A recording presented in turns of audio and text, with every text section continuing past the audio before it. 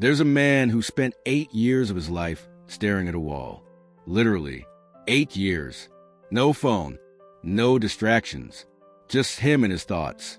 And when he came out of that place, he had developed a superpower that 99% of people have completely lost in the last 10 years. Today, you're going to hear the most transformative story I've ever told on this channel. And at the end, you'll have in your hands exactly what you need to change everything in your life. Stay with me until the end, because what I'm going to reveal in the last 3 minutes will make you rethink every decision you make. I know what you're thinking.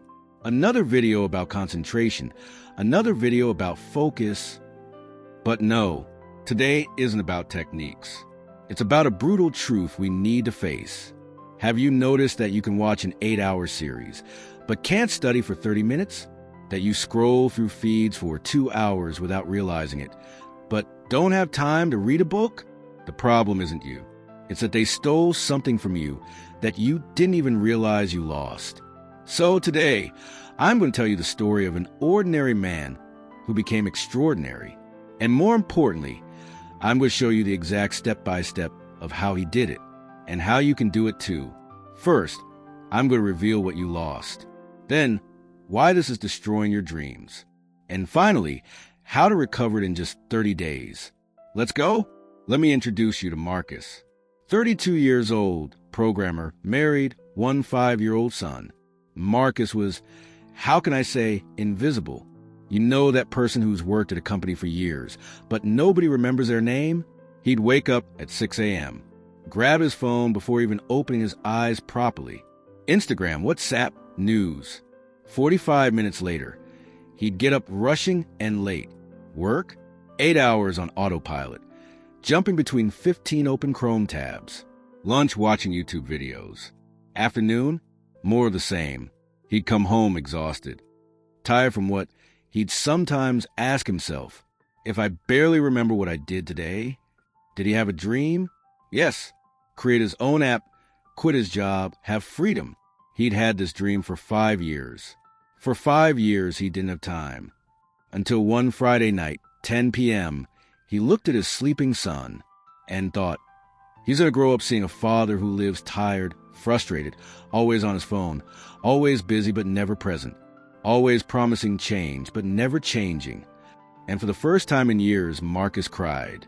On Saturday morning, he did something different, didn't grab his phone, sat on the porch with coffee, and just stayed there, thinking.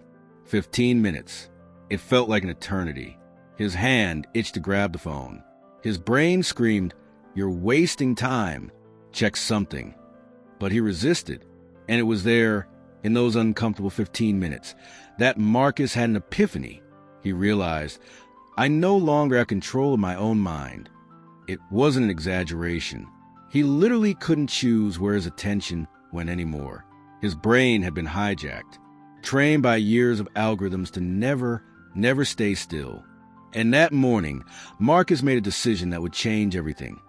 I'm going to reconquer my mind, even if it kills me trying. Marcus didn't have money for a coach, for expensive courses, but he had one thing, enough desperation to try anything. He created what he called Project Reconquest, a 90-day experiment with 3 brutally simple rules. Rule 1, every day, 1 hour of total focus on one thing. Phone in another room. No music. No, just a quick look. 1 hour, one focus. Rule 2, wake up and sleep without screens.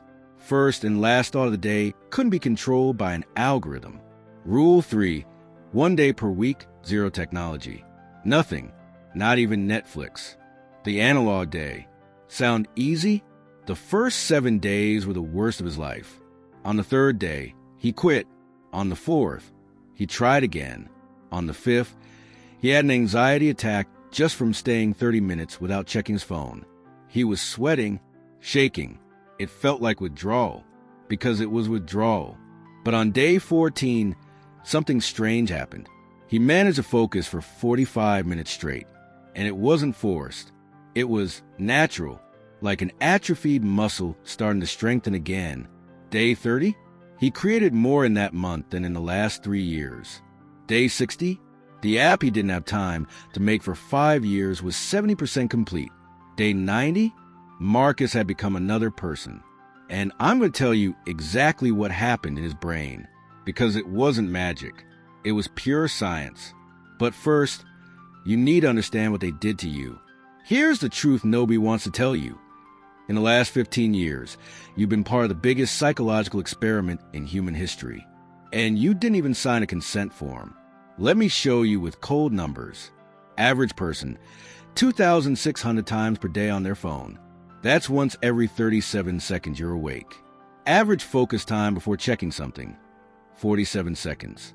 20 years ago, it was 3 minutes. 80% of people grab their phone within the first 10 minutes after waking up. But that's not the worst part. The worst is what this did to your brain. Literally, physically, neurologically. Harvard did a disturbing study. They compared brains of people with heavy social media use to brains of people withdrawing from cocaine. Want to know the result? The same areas activated, the same addiction pattern, the same difficulty with impulse control. You're not weak. You don't have lack of discipline. You're addicted to dopamine, to novelty, to notifications. Let me explain how they did this to you. It's simple but diabolical. The cycle of concentration destruction. Phase 1, the initial hijacking. You download an app, seems innocent, but the algorithm starts studying you. What do you look at longer? What do you click? When do you hesitate? Every second of your behavior is analyzed by artificial intelligences programmed with one single objective: keep you there as long as possible. Phase 2, the conditioning. Then the notifications start.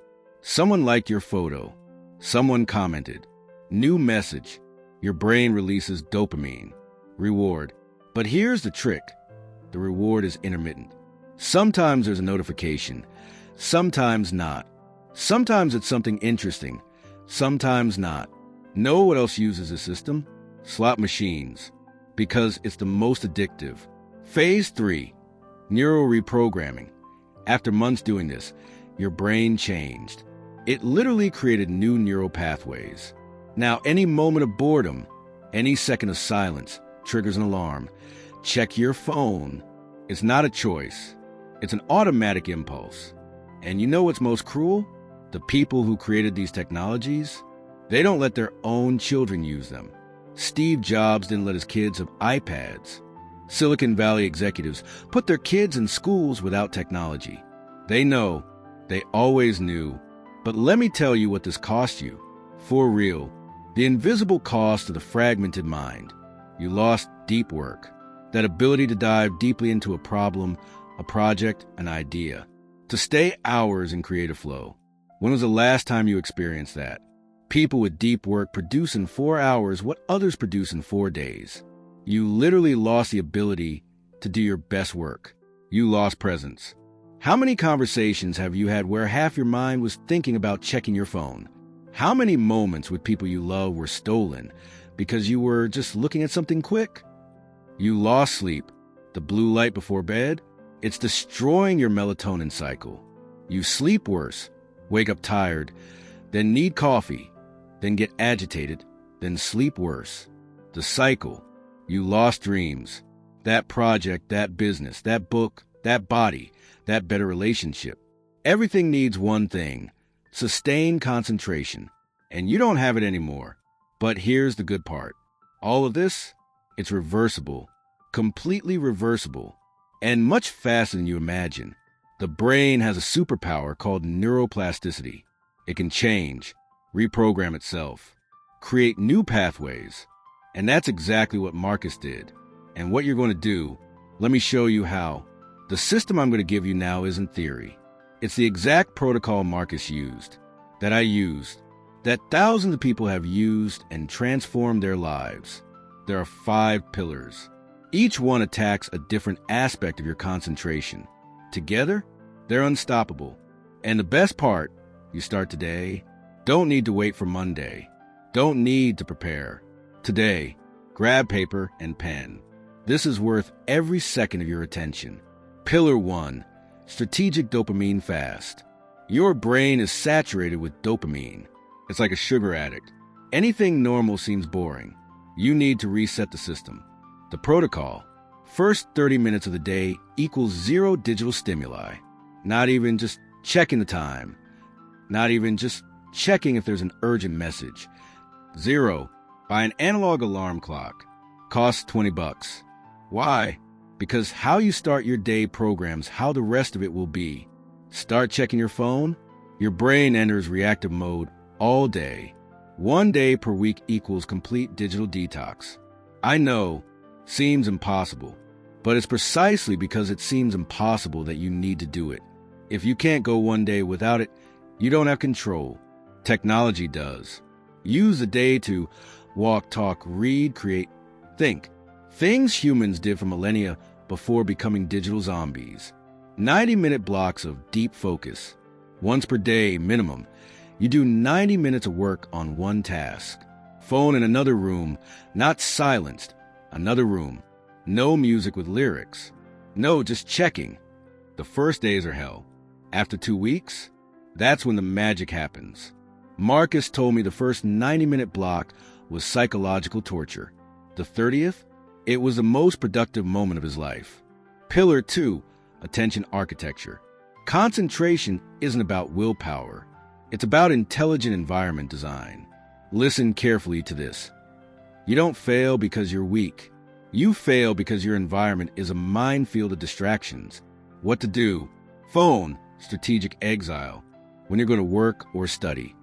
Phone in a closed drawer in another room. Not in your pocket. Not face down on the table.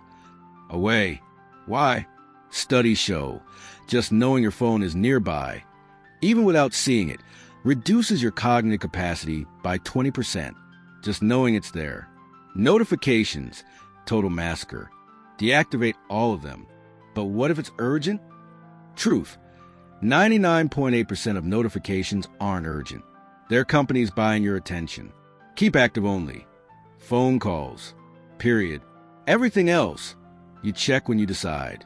Apps? Strategic friction. Uninstall social media from your phone. But I use it for work. Then use it on your computer at specific times. Remove easy access. Creating friction between you and distraction is putting an obstacle between you and addiction. Physical space. Sacred focus zone. Create a place in your home that's only for focus. No phone there. No TV on. Only deep work. Your brain will associate that space with concentration. Sitting there will become an automatic trigger for focus mode. Environment shapes behavior. You don't need more discipline. You need an environment that makes the right thing easy and the wrong thing hard. Pillar 3, deliberate attention training. Concentration is a muscle, and like every muscle, you need to train it. The basic protocol. 10 minutes per day of attention meditation. It's not spiritual meditation. It's pure cognitive training. Sit. Focus on breathing. When your mind wanders, it will wander. You gently bring it back. Again. Again. Again. Is it boring? Yes. Is it uncomfortable? Yes. Does it work? Neuroscience proves it does. Studies show 8 weeks of 10-minute meditation physically alter your prefrontal cortex, the part of the brain responsible for, guess what? Attention control. Reading physical books, 30 minutes per day. No phone nearby. No checking anything. Just you and the book. Why? Because books require sustained linear concentration. The opposite of what you do 99% of the time, jumping between stimuli. It's neural reconditioning. You're teaching your brain, hey, it's possible to stay on one thing, and it's even pleasant. Marcus started meditating for 3 minutes. It felt like an hour. In 2 months, he'd do 20 minutes, and it felt like 5 passed, because he had recovered control. Pillar 4, flow state triggers. Elite athletes have pre-game rituals. Always the same gestures, always the same sequence. Why? Because it creates a neurological trigger. Now it's time for maximum performance. You need the same. Create your focus ritual, 5 to 10 minutes. Marcus's example, glass of cold water, awakens the system. 3 deep breaths, oxygenates the brain. Read your session goal out loud clarity of intention. 2 minutes of stretching releases tension. 90-minute timer plus phone in another room. Every day, same sequence. Always. After 2 weeks, just starting the ritual, his brain would automatically enter focus mode. It became Pavlovian. The power of rituals eliminates decisions. You don't feel like it, you execute automatically. Creates identity. I'm someone who does this. Builds momentum. Each day gets easier. Create your ritual now. Doesn't need to be like Marcus's. Needs to be yours. And needs to be non-negotiable. Pillar 5, the power of the tribe. Here's a truth. You're not going to make it alone. Not because you're weak, but because habit change against 15 years of conditioning needs support. What to do? Find one accountability partner. One person who also wants to reconquer focus. Every day you share, I did my 90-minute block today. Or, I failed, but I'll restart tomorrow. Why? Because having to report to someone multiplies your chance of following through by 3. Deep focus communities. There are groups, online and in person, of people doing collective focus sessions. You join a call, everyone mutes microphones, and you work together for 90 minutes. Sounds silly? It's incredibly powerful when you know 30 people are focusing together. You don't want to be the only one to quit. Visual tracking. Buy a physical calendar. Every day you complete your focus blocks. Mark a giant X on that day. Jerry Seinfeld used this to write jokes every day. The rule? Don't break the chain. Seeing 20 consecutive days of X? You do anything not to break it on day 21. Mark has created a WhatsApp group with 5 friends. Project Reconquest. Every day at 10 p.m., each one posted whether they had completed it or not. Know how many days Marcus broke the chain in 90 days? 2. And on both, his friends encourage him to come back the next day. Alone you go fast. Together you go far. Now, let me tell you what happened to Marcus after 90 days. Day 90. He woke up without an alarm. 5:47 in the morning. Sat on the same porch where he'd started with the same coffee. But nothing was the same. He looked at his phone. It was there on the table. But for the first time in 8 years, he didn't feel that urgency, that uncontrollable impulse. He chose not to pick it up. And it was easy what had changed in 90 days. The app he didn't have time to make in 5 years? Done. Published. First paying users. The body he neglected for years? 27 pounds lighter. Because he could finally concentrate on an exercise routine. The relationship with his son? The boy said a phrase that made Marcus cry. Daddy, you're really looking at me now. Really looking. Present. Without phone in hand. Without mind elsewhere. The mental energy? He described it like this. It's like I lived in a fog for years, and suddenly the fog disappeared. I can think again. But most importantly, the most important thing wasn't any external achievement. It was this. Marcus recovered confidence in himself. You know that feeling of promising yourself things and never following through? Of always quitting? Of being weak? Gone. Because he proved himself. I can. I'm capable. I have control. He told me this crying in a coffee shop 6 months after starting. I had forgotten what it's like to be me. What it's like to make real choices, not just react to impulses. What it's like to be proud of myself. My son now has a real father. My wife has a present husband. I have my life back. And here's the part one want you to engrave deeply. Marcus isn't special. He didn't have more willpower than you. Didn't have more time, more money, more resources. He only had one thing. He decided he wasn't going to outsource control of his own life to algorithms anymore. And now I ask you, how long will you wait? Another year promising that next year I'll change? Another 5 years watching your dreams die while you scroll the feed? Or do you decide today that it's over? That you're going to reconquer what's yours by right? Your mind, your attention, your life? The answer needs to be today. Because tomorrow is a lie you tell yourself to not act now. So here's what I want you to do now.